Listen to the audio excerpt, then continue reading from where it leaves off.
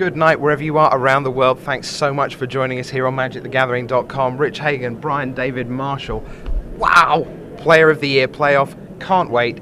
Let's put it in some historic perspective. Over to the Pro Tour historian. So, for as long as I've been doing coverage of Pro Tours, the question's always been, what happens if there's a tie for Player of the Year? As you come down the stretch run of a season, there's always this sort of neck-and-neck race between two players, and there's always some permutation where there could possibly be a tie. Mm-hmm. And it's always been, then they have a playoff. It happens at the next Pro Tour, and that was always the answer. And I've waited and waited and waited for that to happen.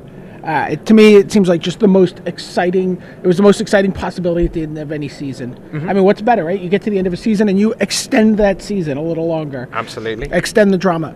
But, once that actually happened, once Brad and Guillaume actually tied this completely improbable series of events where Guillaume cast Paulo Vitor Damadurosa out of the race, caught up and photo finished with Brad, then it was like, we have to have a playoff. What's a playoff?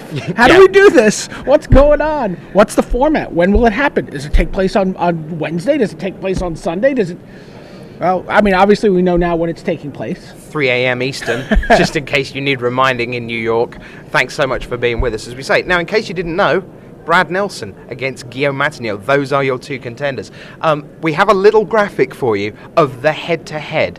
We won't go too heavy on the boxing analogy, but there you have it. They've played twice before. They also had an ID in one of the Pro Tours last year. Now, that Pro Tour San Juan draft win for Guillaume came in the quarterfinals. He eliminated Brad from the top 8 there.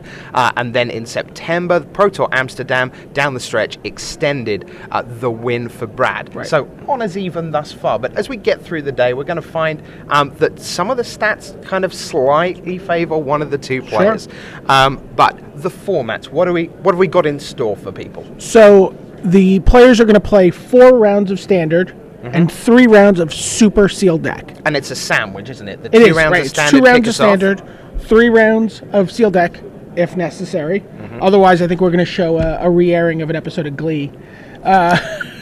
And then closing on 2 rounds of standard. Yeah. So as far as standard goes, the 2 decks, you can look at the deck text. We spoke with both the players on the first couple of days because we had a Pro Tour to get through before today. And, of course, we've got the Showdown tomorrow, the top 8. And we may talk about that a little later on.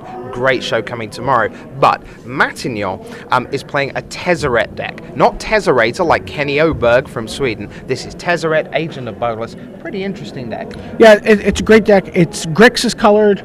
Patrick Chapin has swapped his Cruel Ultimatums for Tezzeret, Agent of Bolus. It's super powerful. We saw a couple of different variations of this deck. Actually saw multiple variations in deck techs on the weekend. But this is the one that's in the top 8 of the Pro Tour as well, in the hands of Patrick Chapin. We could be seeing this matchup that we're watching today. This could be a preview of one of our semifinals or even our finals matches. Absolutely, because on the other side, Brad Nelson is playing Core Go, the update of I think they're calling it the Core Blade now, by the way. The Core Blade. A blade would give you a clue about swords, and there are indeed a sword of feast and famine. And indeed, one of the other blades, which isn't in the title, is Silvok Lifestaff.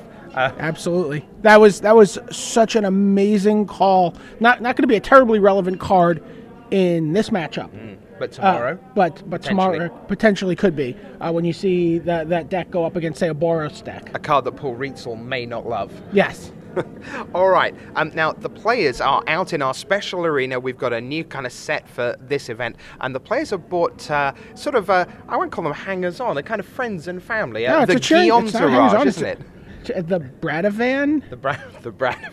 The Nelson Nelson convention will do, won't it?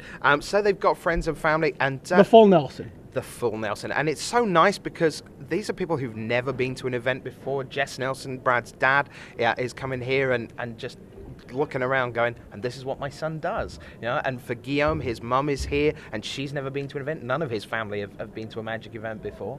Fantastic. Yeah, I mean, none of us have ever been to a Magic event before that's like this event. So let's get to it, actually. Let's get to it. So we have 2 rounds of standard, 3 rounds of super sealed, back to standard if they can take it that far. Let's get out to the arena. Let's meet the two players who are out there. And I can tell you that we've had a coin flip for who goes first. Normally it's the top seed. Well, strangely, they couldn't separate these two for top seed. So there you have the two players. On the left of your screen is Guillaume Matignon. On the right of your screen is Brad Nelson. And the players can go. Let's get this on. Game 1 of Standard. And Guillaume won the toss. And we're away with Scalding Tarn. See Chrome Coast from Brad Nelson.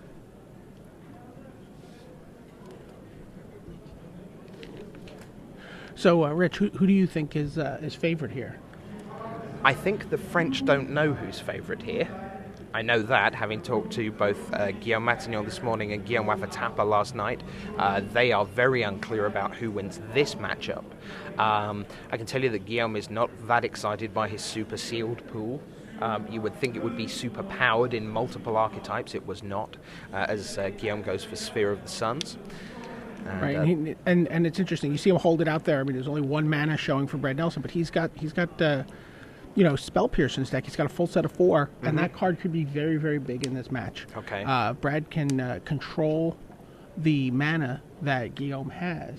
Then those Spell Pierces, his mana leaks, and his other counters that are, beyond that, the Stoic rebuttals, become very powerful. So, I mean, after sideboarding, you see Brad, gets to bring in cards like Ratchet Bomb and Divine Offering, possibly even, that, get to take out Mox Opals, Everflowing Chalices, Sphere of the Suns. So Brad has the first Squadron Hawk of the day, goes and fetches a further 2. Get used to saying Squadron Hawk, by the way, this weekend. Indeed. The back half of Magic Weekend is all about Squadron Hawk.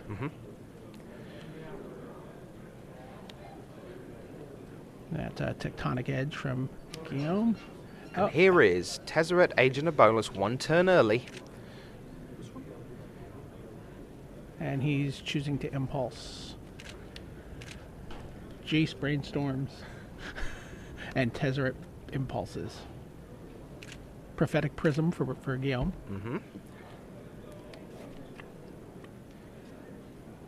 Yep. Brad will attack Tezzeret. Adds Hawk number 2, and there's Celestial Colonnade 4/4 Vigilant Flyer for 5 once it activates.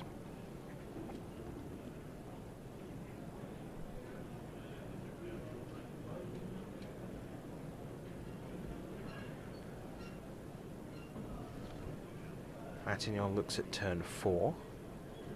He's got. Out comes the Prophetic Prism. Draw a card, please. It's like a Juzam Djinn that draws you a card when it comes into play. Nice. Wow. And then a Pyroclasm. So let's sweep your board. Good start for the Frenchman on home turf. Yep. I'm going to bash you for 5 with this. Sphere of the Suns. And in case you haven't had a chance to play with Tezzeret, Agent of Bolus yet, that 5/5 is forever. Yeah, even next game, if he draws it, it's still a 5/5. Now, don't confuse them at home. Remember, it's 3 o'clock in the morning. It was actually pulled from an uncard file.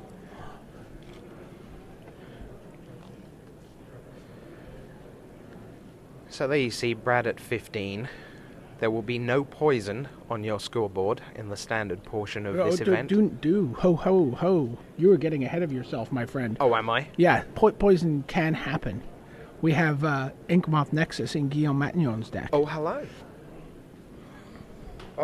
Oh. That'll please the scoreboard operator. I believe they're ready for every contingency. Okay, Squadron Hawk. I don't know if there's a storm counter anywhere on here. I don't know if we can keep track of storm count, but I know we can keep track of poison. And since Gabriel Nassif's not playing, we don't need to worry about 300 life. Two Hawks from Brad, but then a Pyroclasm from Guillaume, and we are on to game 2 like that. Indeed we are.